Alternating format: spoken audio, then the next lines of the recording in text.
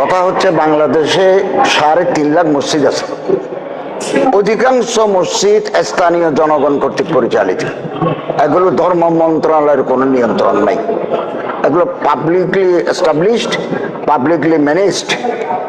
তবে আমরা চিন্তা ভাবনা করতে পারি এই সমস্ত মসজিদের যারা মুতওয়াল্লি আছে, আমরা তাদের সাথে বসে একটা বেতন কাঠামো নির্ধারণ করার আমরা চিন্তা ভাবনা করতে পারি, যাতে অন্ততপক্ষে সম্মানিত ইমাম সাহেবানরা সম্মানজনকভাবে জীবিকা নির্বাহ করতে পারেন।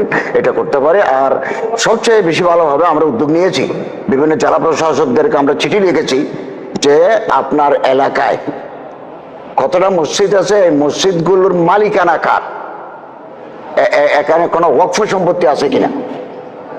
তো ওয়াকফ সম্পত্তি থাকলে আমাদেরকে দলিল দেখাতে বাধ্য। ওয়াকফ সম্পত্তি থাকলে এগুলো আমরা ওয়াকফ প্রশাসনের আওতায় নিয়ে আসবো, তখন আমরা বেতন কাঠামো নির্ধারণ করতে পারবো। আমি নিজেও দীর্ঘদিন যাবৎ ইমামতি করেছি, 16-17 বছর ইমামতি করেছি। আর প্রায় আলেম ওলামারা মাদ্রাসায় যারা পড়াচ্ছেন তারা কোনো না কোনো মসজিদের খতিব ইমাম আছেন। বেতন কাঠামো কত এগুলো আমাদের জানা আছে। আমরা আন্তরিকভাবে চেষ্টা করব।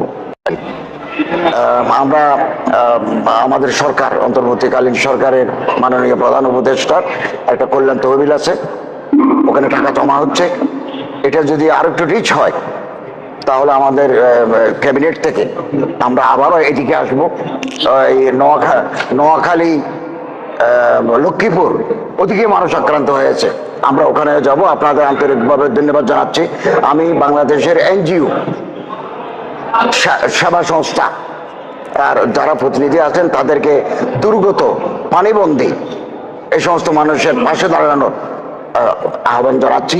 আলেম ওলামারা জাতির দুর্দিনে আগেও ছিলেন, এখনো আছেন, আগামী দিনেও থাকবেন ইনশাআল্লাহ।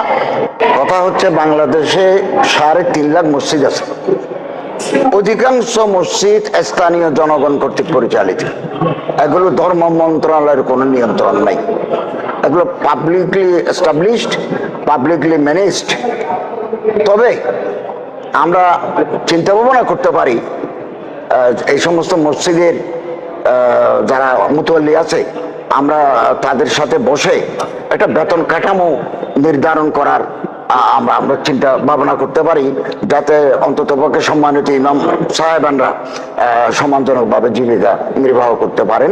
এটা করতে পারে। আর সবচেয়ে বেশি ভালো হবে, আমরা উদ্যোগ নিয়েছি, বিভিন্ন জেলা প্রশাসকদেরকে আমরা চিঠি লিখেছি যে আপনার এলাকায় কতটা মসজিদ আছে, এই মসজিদগুলোর মালিকানা কার, এখানে কোনো ওয়াকফ সম্পত্তি আছে কিনা। তো ওয়াকফ সম্পত্তি থাকলে আমাদেরকে দলিল দেখাতে বাধ্য। ওয়াকফ সম্পত্তি থাকলে এগুলো আমরা ওয়াকফ প্রশাসনের আওতায় নিয়ে আসবো, তখন আমরা বেতন কাঠামো নির্ধারণ করতে পারবো। আমি নিজেও দীর্ঘদিন যাবৎ ইমামতি করেছি, 16-17 বছর ইমামতি করেছি। আর প্রায় আলেম ওলামারা মাদ্রাসায় যারা পড়াচ্ছেন তারা কোনো না কোনো মসজিদের খতিব ইমাম